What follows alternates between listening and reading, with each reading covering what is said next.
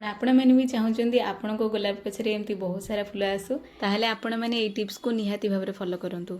तो शीत दिन आसिलाणी आपण मैंने जानिथिबे जे शीत दिने गोलाप फुल बहुत सारा फुटे तेणुक आमको किछिटा पूर्व प्रस्तुति करने पड़ो। तो प्रथम गचर सब पुराणा डाला को काटिक हटेबार अच्छी भलसे प्रून कर दिंतु।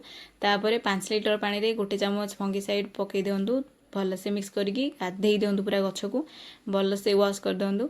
ता पर दिन आपण गोटे कंपोस्ट से गछरे देबे। तो कंपोस्ट रे गोबर खत निहाती नेबे चाहापति जोड़ा आपण घरे फोपाड़ी दौरान ताको यूज करेंगे धोईकी। तापरे बोन मिल जोटा हाड़ गुंड डीएपी आउ सोरिष खली सेटा भी मिल जाउची एबे। तापरे सीवीडटा नेबे आउ ह्यूमिक एसिडटा नेबे कहीं सीवीड भल से ताको ग्रोथ करेबा आउ ह्यूमिक एसिडटा प्लांट रो रूट को ग्रोथ करेबो। तेणुकरी यही सब फर्टिलाइजर को भलसे मिक्स करके गोटे प्लांट रे 2 ରୁ 3 मुठा देबे। गछ जेते पुराणा फर्टिलाइजर सेते अधिक देई परिबे। जदि नुआ गछ ताले गोटे मुठा ही बहुत गछ पई। तो प्रथमे गछर ऊपर माटी को हल्का कर नेबे काढ़ी नेबे। तापरे खत देई साला परे आपण से माटी रे पुणी आको कवर कर देबे। तापरे निहाती भाबरे पानी देबे।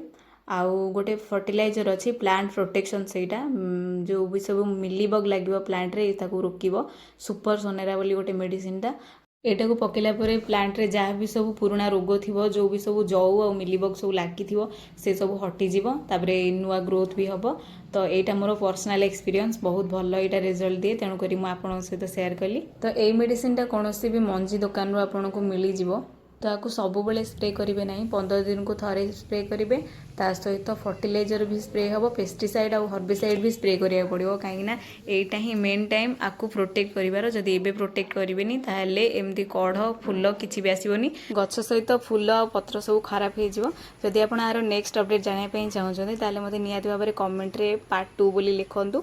आउ जो मैंने भी सब गछ लगे पाखु ए वीडियोटा शेयर करंतु आ सब्सक्राइब भी करंतु। बाय।